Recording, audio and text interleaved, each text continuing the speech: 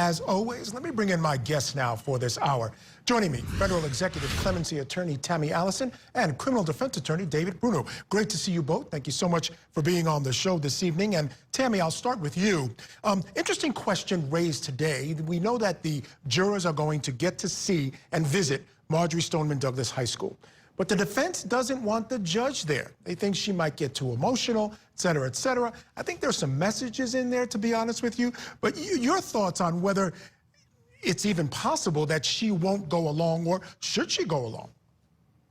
You know, it's possible. Anything's possible in these types of cases, especially these state cases, right? So the judge not going and the defense not wanting the judge to go is so that the judge won't show any type of bias against their client, which is the defendant. And it's the defense attorney's job to make sure that any type of bias that the judge may have is called out and they preserve the record, as we talk about a lot, for appeal.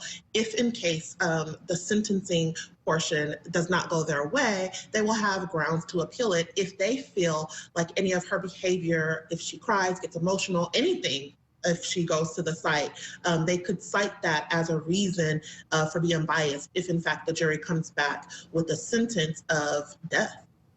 Now, David Bruno, today's testimony focusing on the aftermath of the shooting, very important to the state's case. At the end of the day, it shows to me a guy who was very cold and calculating. It was shocking and chilling just to watch how nonchalantly he walked around a Subway and a McDonald's after doing what he did. Your thoughts on the testimony today and how this affects the case?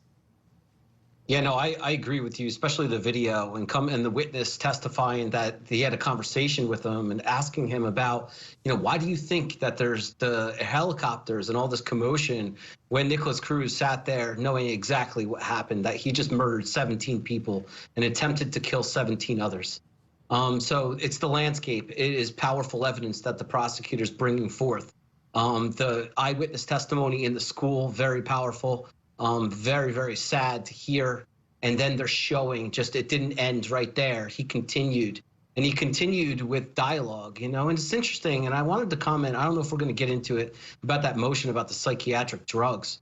I mean, let's not forget, this individual pled guilty. This is not an insanity case. This is a case where he has pled guilty. This is the sentencing phase, and we are not here to determine whether or not there's insanity or not. And typically speaking, when you talk about those meds and we talk about the mental states like we're going to in the defense case, it rises to a level of insanity or an affirmative defense, but that's not the case here. This is a case, this is a plea to save this individual's life. So I think that ultimately they're going to have to present some evidence to the jury, evidentiary evidence as to the medications to explain the demeanor of the defendant there. And they're just not going to get the liberty of it being lobbed into the case through a stipulation or some sort of motion like they did right there. That's an interesting thought, because we were going to get into it. That was going to be my next question. Tammy, I'd love to get you to ring in on that, because I thought it was a fairly reasonable request by the defense. But I think David is right. They can certainly get that information in front of the jury in other ways, which I think may be more appropriate.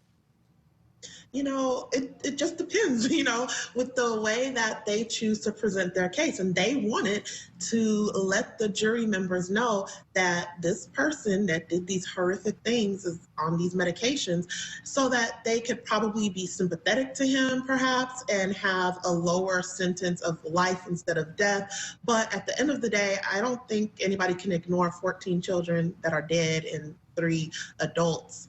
I don't see how that going to help them, but you can't blame them for trying. Like, that's their job as criminal defense attorneys. Yeah, this is one of those cases, guys, where I think there's a whole lot of Hail Marys going on for this defense in terms of they're going to try everything they can. They certainly are aiming for an appeal, because that's what we know this is actually going to end up for sure. And they're going to try everything they can, and that's certainly within their rights. All right, guys, stand by. We do have to take a break. Coming up next, folks, we're going to shift.